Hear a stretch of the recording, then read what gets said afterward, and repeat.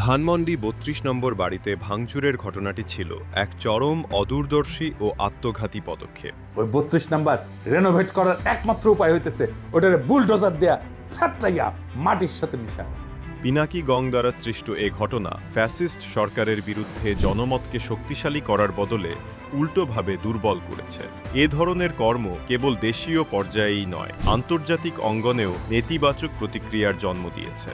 দেশের সহজ সরল মানুষকে খুব সহজেই প্রভাবিত করা সম্ভব, আর এই অস্ত্রই বেছে নিয়েছেন পিনাকি। সাধারণ মানুষকে এ ধরনের কার্যক্রমে সম্পৃক্ত করা হয়, অথচ শেষ পর্যন্ত এর ফল হয়েছে সম্পূর্ণ বিপরীত। এই ঘৃণ্য কর্ম বাংলাদেশকে আন্তর্জাতিক মহলে প্রশ্নবিদ্ধ করেছে। ২০২৫ সালে এসে সভ্য সমাজ কখনোই এমন কর্মকাণ্ডকে সমর্থন করে না। এ ধরনের ধ্বংসাত্মক পদক্ষেপ রাষ্ট্রের মর্যাদা ক্ষুণ্ণ করেছে এবং দেশের ভাবমূর্তি কলঙ্কিত করেছে। ১৯৭৫ সালে রাষ্ট্রপ্রধানকে পরিবারসহ হত্যা করা হলেও ধানমন্ডি ৩২ নম্বর বাড়িটি তখন ধ্বংস করা হয়নি, অথচ এখন সেটি ভাঙা হলো রাজনৈতিক ষড়যন্ত্রের অংশ হিসেবে। এই কাজের ফলে ফ্যাসিস্ট সরকারের পতন হয়নি, বরং উল্টো তাদের প্রতি সহানুভূতি বেড়ে গেছে। পিনাকি গং পরিকল্পিতভাবে আগে থেকেই প্রস্তুতি নিয়েছিল। প্রথমে সামাজিক যোগাযোগ মাধ্যমে নানা ভুয়া খবর, ছবি আর ভিডিও ছড়ানো হয়। এর মাধ্যমে তারা মানুষের মনে বিভ্রান্তি তৈরি করে। এটাকেই তারা বলেছিল মনস্তাত্ত্বিক যুদ্ধ।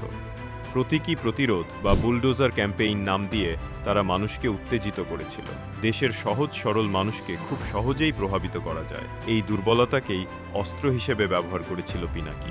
ধানমন্ডি ৩২ নম্বরে বুলডোজার নিয়ে আসবেন, বুলডোজার না পাওয়া গেলে হাতুড়ি শাবল গাইতি নিয়ে আসবেন। ধানমন্ডি ৩২ নাম্বার আজ থেকে আর থাকবে না, ইতিহাসের দায় মোচন করবেন। ভুয়া তথ্য দিয়ে সাধারণ মানুষকে ক্ষুব্ধ করা হয়, তারপর সেই ক্ষোভকে রাস্তায় নামিয়ে আনা হয়। এই ষড়যন্ত্রের পেছনে তিনটি বড় কারণ ছিল। প্রথমত, ভিন্ন মতের নামে জনগণকে বিভ্রান্ত করা।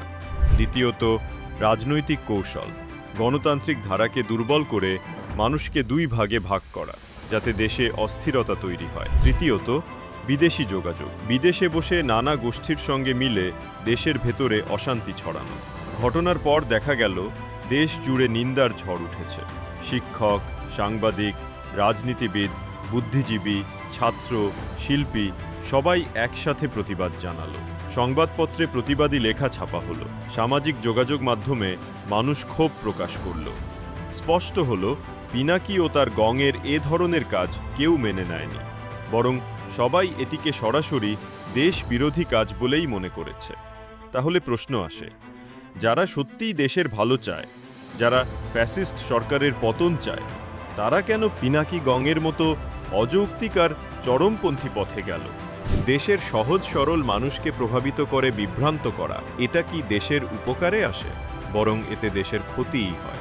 সবশেষে স্পষ্ট হয়েছে, পিনাকি গং দ্বারা সৃষ্ট এ ধ্বংসাত্মক পদক্ষেপ দেশের ভেতরে বিভ্রান্তি তৈরি করেছে, আন্তর্জাতিক মহলেও বাংলাদেশের ভাবমূর্তি নষ্ট করেছে।